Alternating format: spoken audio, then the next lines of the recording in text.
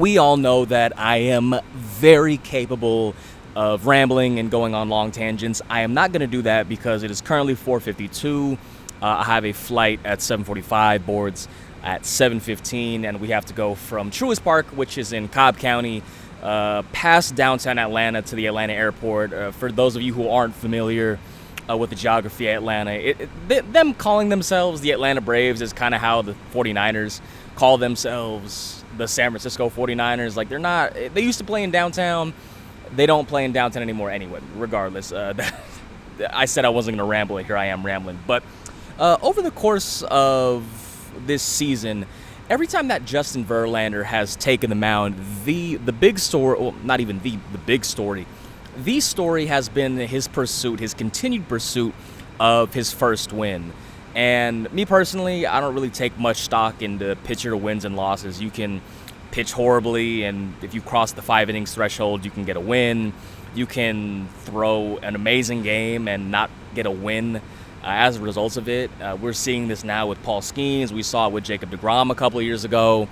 We saw it with Felix Hernandez a couple of years ago, where, just didn't have these glittery, glossy win-loss records. And we're in an era where, it's 15 wins is kind of the new 20 wins, and we're not seeing guys really accumulate that many wins anymore because there's fewer innings being pitched and yada, yada, yada. But that being said, there is something to that big round number of 300 wins, or just any big round number, but especially in this context, 300 wins. I don't know the exact number, but it hasn't been done by a ton of guys in Major League history. And if you kind of reduce the parameters to the modern era, it's a rarity. And in this era, especially, again, as I mentioned, of fewer wins that a starting pitchers are accumulating because of fewer innings, it is very possible that Justin Verlander is going to be the last pitcher for a very long time, unless there's someone that comes around that combines both generational talent as well as generational durability.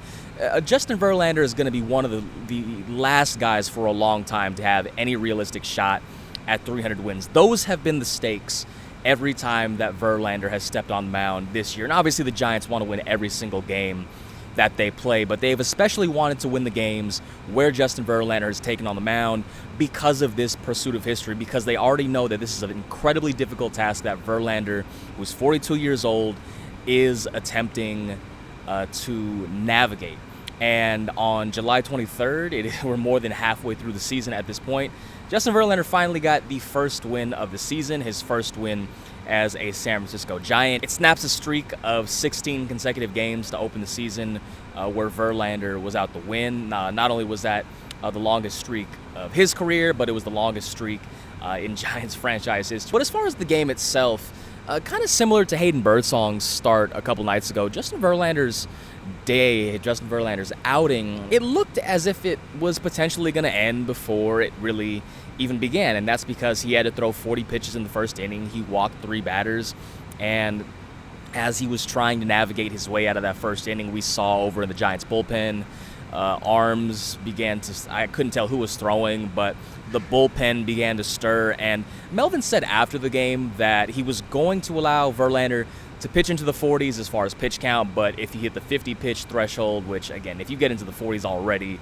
that's, teetering on a risk as far as the arm and arm health. But if he hit 50, he was going to be pulled from the game.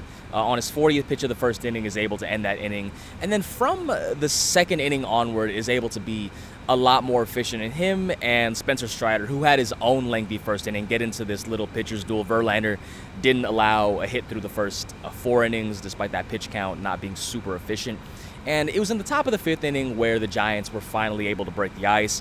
Rafael Devers hits one of 2 homers on the day on just this shoe-top slider that was not even a foot off the ground. I think it was one of the lowest pitches that he's homered off in his career. The exit velocity was 92.5 miles an hour, which was the softest hit ball he's had for a homer over the majority of his entire career. And if you kind of just looked at how that homer was hit, it would do more justice to just look at how he hit, because it's one thing for me to describe it, it's another thing to just watch it.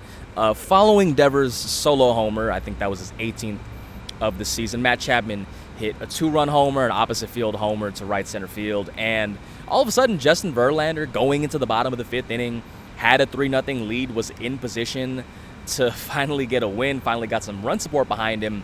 And all he really needed to do was complete that 5th inning with the Giants still leading, so he had a buffer of 2 runs to work with. And it's one of those, like, of course this could happen moments.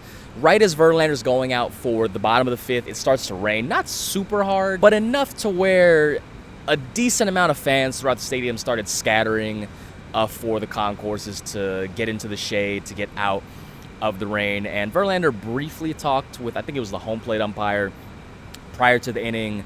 The umpire said that they weren't expecting anything further as far as the rain, and it didn't escalate to much as far as kind of a light shower. And Verlander, there was some traffic in that inning, but he was able to throw a scoreless 5th. His afternoon ended there, and then it would be up to the bullpen to protect that 3-run lead going forward. And just going into the top of the 6th inning, the Giants were going to have pretty much all of their leverage arms available. Camilo Doval did pitch on Monday, but it was just 1 inning, and prior to that, he hadn't pitched in a week. Tyler Rogers, he's always available, was going to be available. Randy Rodriguez, I don't believe, had pitched since the Toronto series, so you had your core 3 backup guys, and I believe Joey Lucchesi was initially warming up for the 6th inning, but when Rafael Devers hit a 3-run homer in the top of the 6th inning, that ended up being Ryan Walker, who took over the 6th, and then I think it was Sean Jelly.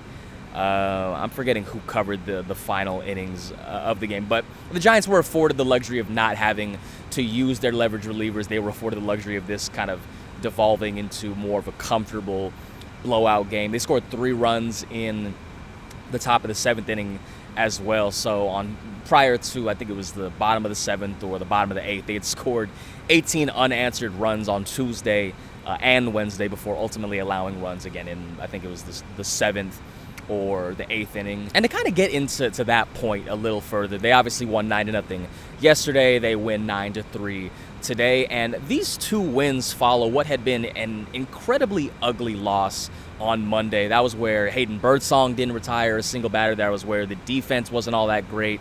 As we mentioned in the video on Monday as well as the article, that was where Ronald Acuna Jr. scored on a single from first base, things that just as a defense you should not allow to happen. Melvin was obviously very unhappy following that game, and both, I think it was Monday, in these last couple days, nobody ever used the specific term team meeting, but it was heavily alluded to, it was heavily implied that there was some sort of talk that occurred after the game on Monday. And we did see, again, on Tuesday with the 9-0 win and today with the 9-3 win, that this team really responded well to whatever was said over the course of that meeting. And Matt Chapman said it best. He said, "We're all big boys here."